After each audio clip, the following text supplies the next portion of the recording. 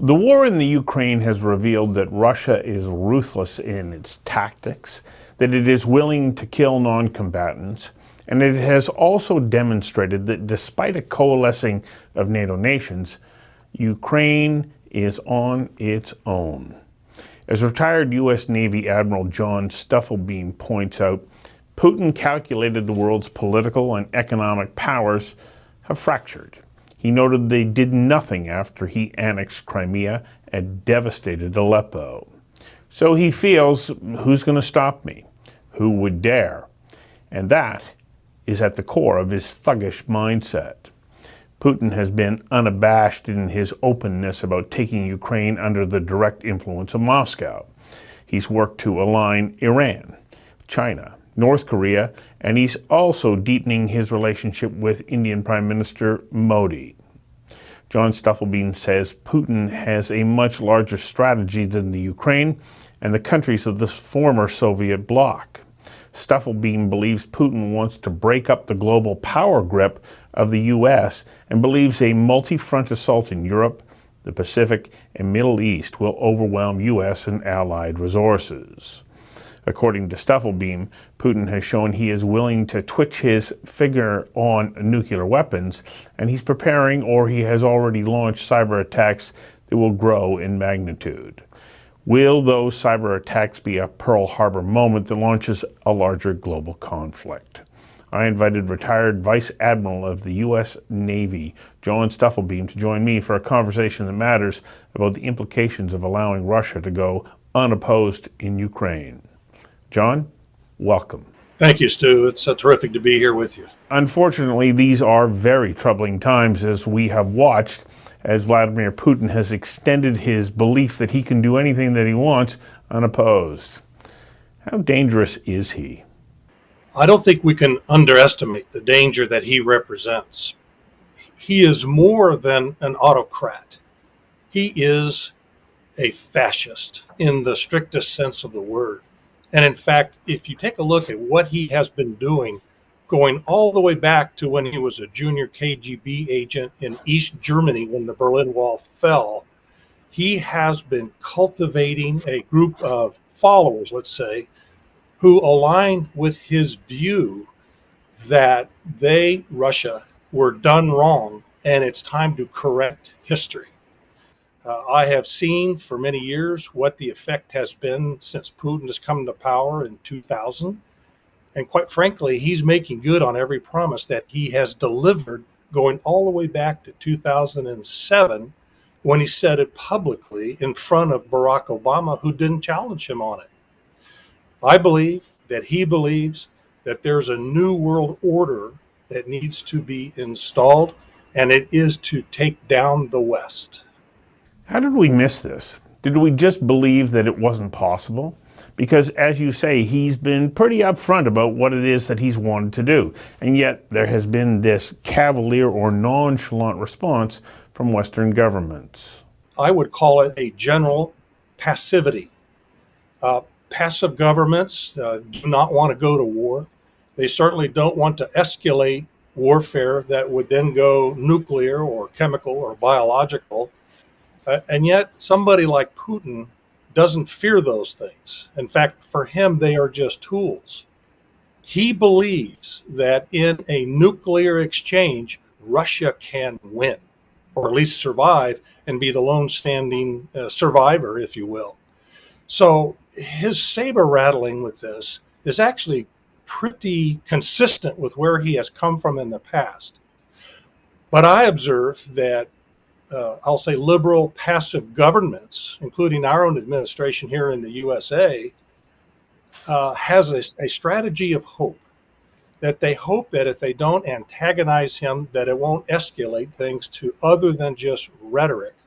But I think that's foolhardy, because if we don't confront him now with overwhelming response, we will inevitably have to do it later with a much greater response at a greater cost. Is this a Neville Chamberlain moment? Not quite, but I think we can call it a Chamberlain moment, in that we would much prefer to use dialogue to dial down the rhetoric and to cool off the emotions and allow things to settle down. But again, I view that's a strategy of hope, because one of the things that I opine and observed is that a proportional response, like what is being espoused today out of our White House, still gives a person like Putin the upper hand. And until he respects and responds to overwhelming response or overwhelming force, he's not going to back down. I believe that it's not that he's crazy, is that he has calculated what the world's response or the West's response to him will be, which is, I dare you to come and attack me. I dare you to attack Russia. And he keeps transferring any attack on him onto the Russian people. Well, and the Russian people are coming together behind him. To a degree. I think that what we're hearing out of the polling about the Russians being fully supportive behind him are those who are afraid to say otherwise, or are paid, or maybe they are true believers. But the Russian mothers are going to start counting the loss of their sons, brothers, and husbands to what's been going on in Ukraine. And there's not a deliberate endpoint for Ukraine, because even if he can tame it, he will have to occupy it to control it. And that's going to take a lot of people. And the Ukrainians are not going to stand up for being occupied as they've shown their will. So it's going to continue to decimate these military forces. And these families back home are going to start questioning, even through all of the clampdown on social media and the internet and free press, why are all these bodies coming home? Or why are these people not coming home? Those people are going to start to become hungry because they've lived lives all their lives, and they want to know what else is going on, and will find ways through social media or whatever to see what is it through others' eyes, like maybe the West. You believe that cyber attacks are already mounting and underway, and that these will draw in a much wider circle of nations over or in addition to direct armed conflict. What is the danger here? The U.S. government is paying attention, and for those who watch, our organization inside of our Department of Homeland Defense called CISA, C-I-S-A, the Cyber Security and Infrastructure Security Agency, just yesterday released a new alert warning about the commercial attacks that are occurring right now on their systems, principally on our energy control and our electrical grids. They are very vulnerable. It doesn't take much. It only takes a clever hacker to be able to shut down a portion of the electrical grid. But I would ask us all to just think back to times where we are in our homes or in our neighborhoods where power has been lost for some period of time, and how incapacitating that is. So a cyber attack on the size that Russian hackers could unleash on the U.S. is essentially a Pearl Harbor attack, in that if you shut down major grids in our major metropolitan areas, it's utter chaos. So what do you think that could lead to as far as the response is concerned? So this is an interesting question. For the U.S. and maybe for the Western world, we view cyber attacks principally in the realm of defending. We don't consider it an act of war. But if our energy distribution systems and or our power grids are shut down, in my view, I think we make it a mistake by not drawing that as a red line, if you want to call it such a thing, that is an act of war. Putin has already said, Xi from the CCP in China has already said, any cyber attack on us is an attack on our sovereignty and is an act of war. We've not yet gone that far in this kind of new warfare mindset to recognize that as we are under attack, this is not benevolent. This is malevolent, because for every attack that they do now, they get smarter about where to go and how to ensure that their attacks are effective, including the greatest reach of one, which is just denial of service. I mean, imagine our world if our cell phones, our smartphones, our computers, our internet just disappears and we can't get access to it. And then the electricity goes out. And then we run out of gasoline for our cars. I mean, that is a weapon of mass effect. How do we counter it?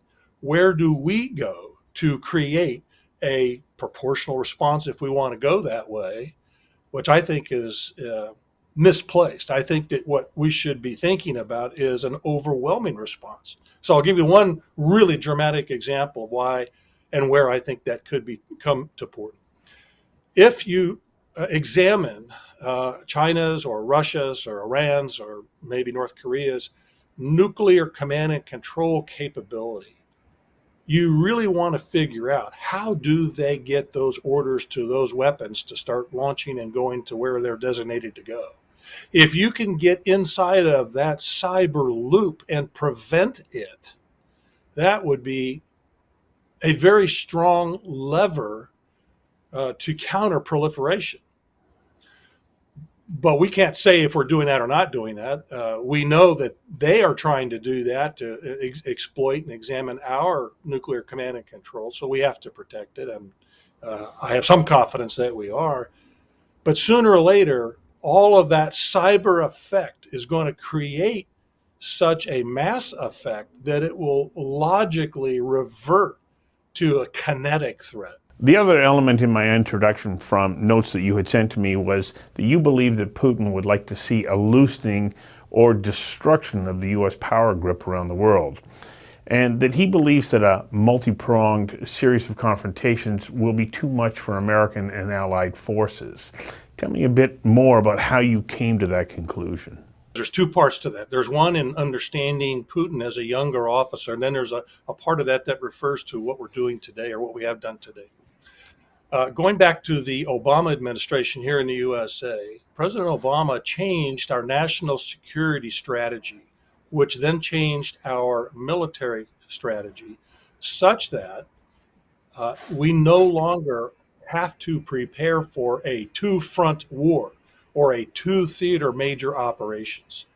We had, coming out of the Second World War, built a kind of a citadel in our strategies that we would counter the threat of Russia and Europe, but we would also have to counter China in the greater Asia. And that could be two major theaters of war, which Second World War is a great example of how that stressed our resources. Well, President Obama took that down and said we will no longer plan for two major theater operations of war. So pick one. And his pick was let's face Z and the CCP of China as a greater threat, in which case we have started to ignore the potential threat of a resurgent Russia threatening Europe potentially with nuclear weapons. So put yourself now on the opposite side of that fence and look at it through Putin's eyes, knowing that, one, President Biden has affirmed never will we have a first use of our nuclear weapons. That makes us vulnerable. That means that we will have to take a hit before we would release ours. We don't have the capacity today to be able to man up for a resurgent Russia and bolster NATO without decrementing the forces necessary to try to keep the hegemony pushed back as far as possible from the Chinese shores. So you put yourself now back in Putin's chair and take a look at this and say, hey, Z, now's a great time for you to go after Taiwan because the U.S. can't do much about it. Because look at what's happening over here in my part of the world. He is, I will say, helpful to Iran. I don't think he has a particular interest in Israel, but Iran does. Iran would love to, first order business is to wipe Israel off the map and then start to establish a greater Persia and bring that empire back.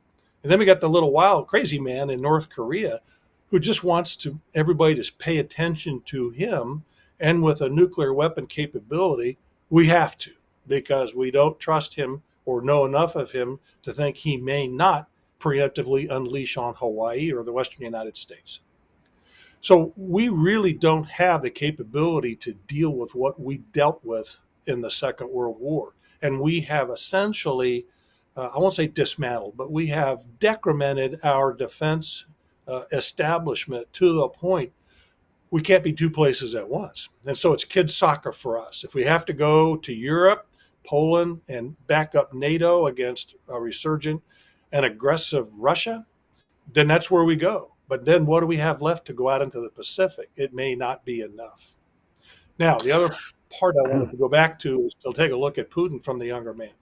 As a young KGB officer stationed in East Germany when the Berlin Wall fell, he witnessed firsthand the public demonstrations, or what the power of the people started to show in their demonstrations of the East, and it horrified him. And it has burned into his psyche that the people cannot have that much power, which he defines as Western version of democracy. So Western version of democracy, or the power of the people, cannot stand. He believes in the fascist theology that it takes a very strong leader to control the people and temper their urges and yet provide for them what they need. And in that way, you are a more effective form of governing. So it really is the old East versus West mentality that Putin is living as a fascist, having been brought up in that environment and experiencing it with almost running for his life out of East Germany as the Berlin Wall came down. You have been, in the course of your career, inside the working of NATO. Do you believe that, based on what is happening in Ukraine right now, that NATO can come back together as an effective deterrent against Putin? I would say that the capability is there, yes. But is there the political will to do it? NATO has become a very comfortable political military organization because since the end of World War II, and the way that I read the history, if you take a look at what NATO really was all about, it was to keep those nations from going to war with one another because they were going at it throughout all of history. NATO, for the first time after the League of Nations failed, to be able to put an organization together under the Marshall Plan that said, now can we not only get along and work together collaboratively, but now we can also resist the threats externally, which were the crumbling and now failed Soviet Union. So then the question became, I think, for many of these nations and the capitals in these nations, of, well, if the Soviet Union has failed and Russia is really just a thugocracy, it's nothing but just a huge black market, why do we have any fear? I think Ukraine is a stellar example of why there is fear. Now, I'm also one who feels that Ukraine is essentially lost. We just don't acknowledge it. It's not that they've lost and given up, but it will become a wasteland. It will become the new Chechnya for Russia for as long as Putin has people in that part of the world. But what are those ulterior motives? I mean, he's always believed that Ukraine was part of Russia, but he also has given speeches about the importance of the Baltics. He has given speeches about the folly of Poland being part of the West. It almost harkens back to the days and taking a look at the maps that Nazi Germany, or let's say Hitler, not the country Germany, but let's say Hitler, had proposed to execute across Europe. It's the same kind of a mindset that's there. Yeah, I want to build a buffer to protect Mother Russia, but I really want to get rid of all this Western influence that's just causing all these people to want to hold on to Western values like capitalism. He opposes that, as a theologian, if you will.